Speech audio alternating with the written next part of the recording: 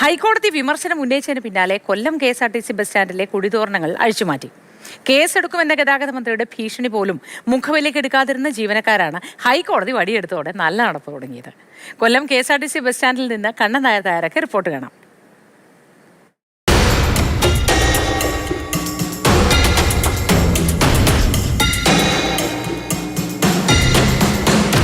അവകാശങ്ങൾ നേടിയെടുത്തവ സംരക്ഷിക്കാൻ, അതെ, അവകാശ സംരക്ഷണത്തിന് വേണ്ടി ഒട്ടേറെ സമരങ്ങളാണ് കൊല്ലം KSRTC ബസ് സ്റ്റാൻഡിൽ അരങ്ങേറുന്നത്.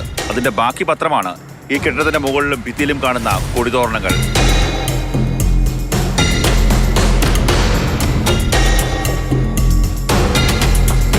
ഈ തോരണമെല്ലാം വലിച്ചു കെട്ടി ഈ ബസ് സ്റ്റേഷനുകൾ മലിനമാക്കുന്ന ഒരു പരിപാടികളുണ്ട്.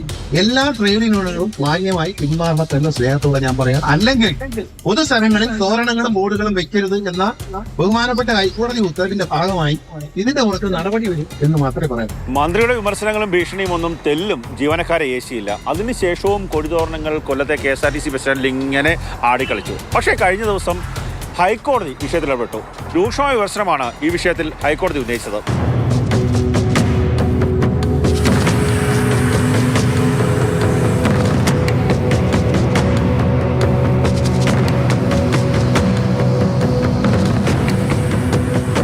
എന്തായാലും ഹൈക്കോടതി വടിയെടുത്തതോടുകൂടി ജീവനക്കാർ നന്നായി. അതായത് കൊടിതോരണങ്ങൾ പൂർണ്ണമായും ഒഴിവാക്കിയിട്ടുണ്ട്. പറയേണ്ടവർ പറയേണ്ട പോലെ പറഞ്ഞു കഴിഞ്ഞാൽ ജീവനക്കാർ അനുസരിക്കും എന്നതിൻ്റെ ഉത്തമ ഉദാഹരണമാണ് ഈ കാണുന്നത്. വരുന്ന ആളുകൾ കൂടുതൽ കൊടിതോരണങ്ങൾ ഇവിടെ ഉണ്ടാവാതിരിക്കാൻ വേണ്ടിയുള്ള നടപടി കൂടി അധികൃതർ സ്വീകരിക്കണം. ക്യാമറമാൻ ഷാനാസ് പരീതിനൊപ്പം കണ്ണൻ നായർ, മാതൃഭൂമി ന്യൂസ്, കൊല്ലം.